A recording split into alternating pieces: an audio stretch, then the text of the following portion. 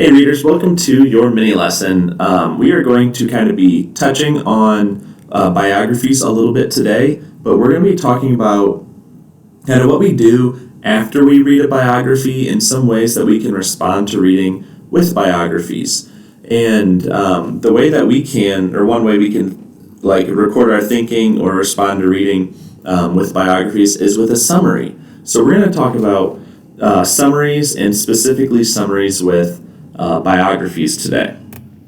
So your goal today is to understand that readers tell the important events of a biography in chronological order.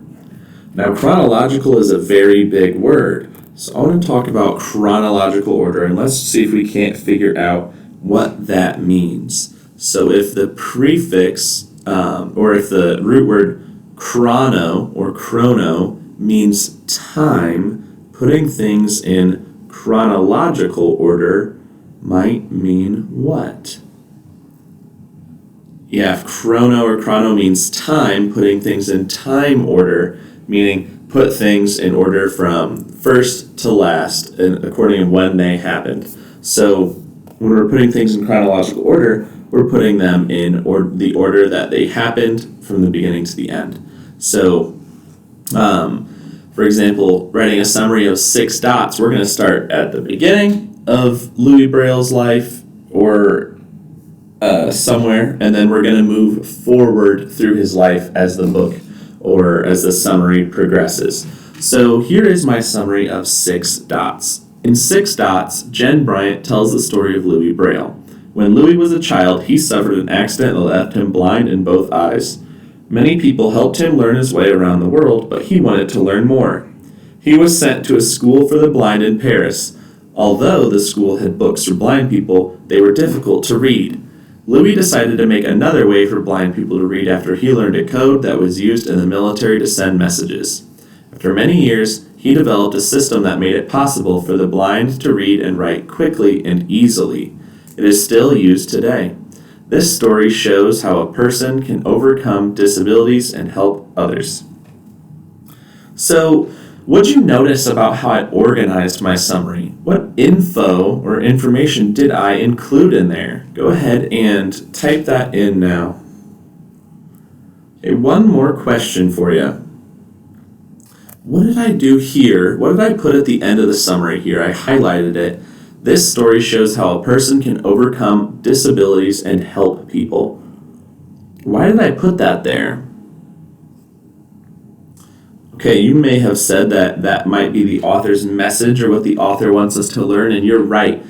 I did end my summary with an author's message, and that's kind of what we are learning from the book. So I included a ton of things, and let me show you a list of some things that I included in this summary. So you wrote me some things that you noticed that I included. So what are some things we might have to have? Well, if you're writing a summary for a biography, you definitely want to include the subject of the book.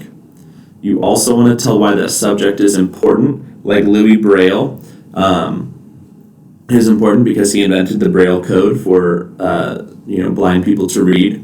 Where and when the subject lived, so the setting of their life, the important events as they happen in order. So you're telling them how they what happens when they're young, and then older, and then older and older, or throughout the part of their life that the biography focused on.